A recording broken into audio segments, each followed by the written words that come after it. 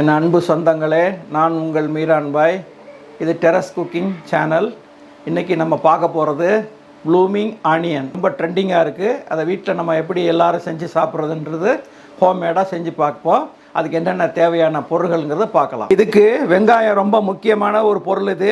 இந்த வெங்காயத்தை முழுசாக ஒத்தப்பட வெங்காயமாக ஒரு ரெட்டை இல்லாமல் ஒத்த வெங்காயமாக எடுத்து அதை குறுக்கில் இப்படி நறுக்கி கீழே கட் பண்ணாமல் நறுக்கிட்டு இப்படி விரித்து விட்டிங்கன்னா தாமரைப்பூ மாதிரி வந்துடும். இது ரெடி பண்ணி வச்சுக்கணும். ஃபஸ்ட்டு 1 கப்பு மைதா, 1 கப்பு கார்ன்ஃப்ளவர் மாவு, ஒரு அரை ஸ்பூன் உப்பு, 2 ஸ்பூன் கரம் மசாலா, 2 ஸ்பூன் காஷ்மீர் மிளகாத்தூள், 1 ஸ்பூன் நம்ம நார்மல் வீட்டு மிளகாத்தூள்.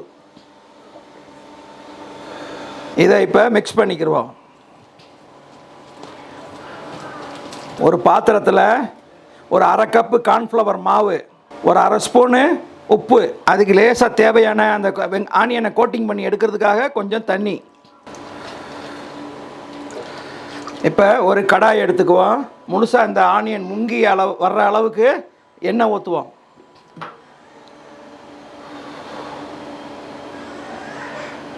எண்ணெய் நல்லா சூடாகட்டும். மாவு பிரட்டி வச்சுருக்கிற மசாலா மாவில் ஒரு வாட்டி நல்லா உள்ளே டிப் பண்ணி எடுத்துகிட்டு உதறிடுங்க. தட்டி உதறிட்டு இதில் அப்படி ஒரு வாட்டி முக்கிட்டு தண்ணியை நல்லா ஃபில்டர் பண்ணி வடிச்சிட்டு மறுபடியும் ஒரு வாட்டி மசாலா பவுடரில் ஒரு வாட்டி போட்டுருங்க. இப்போ எண்ணெய் சூடாகிடுச்சு. தீயை சிம்மில் வச்சுக்கிடுவோம். இப்போ நல்லா சூடாததுக்கப்புறம் தீயை சிம்மில் வச்சுக்கிடுவோம். இப்போ ஒன்றா போட்டு பொரிச்சு எடுத்துடலாம்.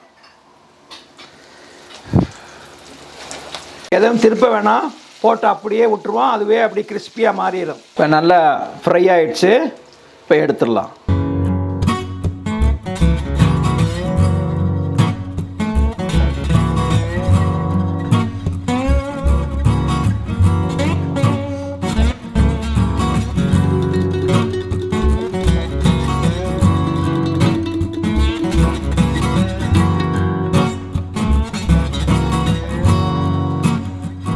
சுவையான ப்ளூமிங் ஆனியன் ரெடி ஆயிடுச்சு.